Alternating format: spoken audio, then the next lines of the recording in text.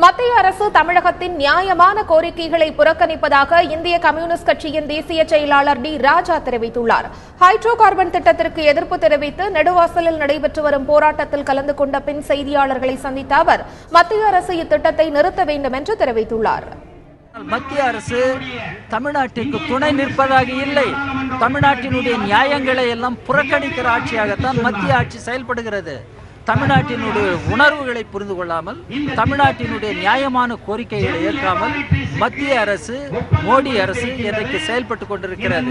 இந்த சூழலில் தான் நெடுவாசல் மக்கள் ஒருங்கிணைந்து போராடி கொண்டிருக்கிறார்கள்.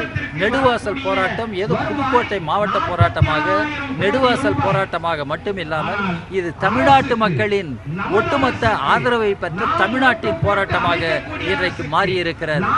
இந்த சூழலிலாவது மத்திய அரசு இந்த நியாயத்தை உணர்ந்து இந்த திட்டத்தை இப்போதைக்கு நாங்கள் செயல்படுத்துவதில்லை, இதை நாங்கள் கைவிடுகிறோம் என்று அறிவிக்க வேண்டும்.